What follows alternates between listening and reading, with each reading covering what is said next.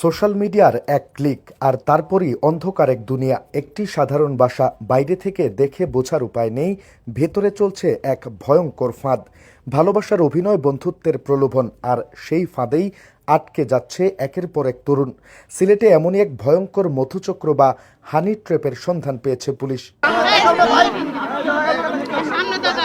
পুণ্যভূমি সিলেটের সোভানিকার যতরপুর এলাকার নবপুষ্প ১১৩ নম্বর বাসায় এমন কার্যক্রম চালিয়ে যাচ্ছিল একটি সংগঠিত মধুচক্র। এই চক্রের মূল হোতা তানজিলা আক্তার ওরফে রাবেয়া বেগম তানহা এবং তার সহযোগী জেসমিন আক্তার। তাদের কৌশল ছিল ভয়ঙ্কর চতুর। ফেসবুক বা হোয়াটসঅ্যাপে সম্পর্ক গড়ে তোলা কিংবা সুন্দরী নারীর ছবি দেখিয়ে প্রলোভন সৃষ্টি। এরপর ডেকে নেওয়া হতো নির্জন সেই বাসায়। সেখানে অপেক্ষা করত এক দুঃস্বপ্ন।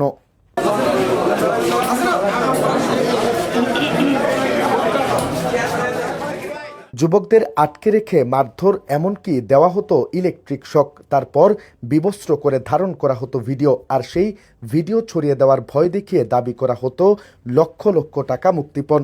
ঠিক একইভাবে বৃহস্পতিবার রাতে দুই যুবককে ফাঁদে ফেলে নিয়ে যাওয়া হয় সেই বাসায়। ধারালো অস্ত্রের মুখে জিম্মি করে তাদের কাছ থেকে আদায় করা হয় মোটা অঙ্কের টাকা। কিন্তু শেষ রক্ষা হয়নি তাদের পরিবার। পুলিশে খবর দিলে শুরু হয় তৎপরতা। শুক্রবার ভোরে অভিযান চালিয়ে গ্রেপ্তার করা হয় তানজিলা ও জেসমিন আক্তার সহ তাদের সহযোগী ওই চক্রের আরও দুই পুরুষ সদস্যকে। উদ্ধার করা হয় জিম্মি দুই যুবককেও।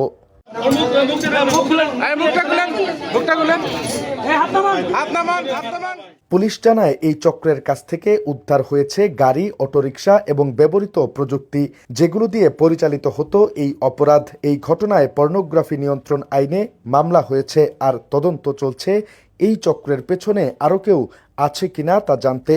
একটি ভুল ক্লিক, একটি ভুল সিদ্ধান্ত জীবনকে ঠেলে দিতে পারে অন্ধকারে। তাই সচেতনতার পাশাপাশি অপরিচিত সম্পর্ক থেকে দূরে থাকা এখন সময়ের দাবি। নিবেন্দু তালুকদার, সিলেট ভিউ, সিলেট।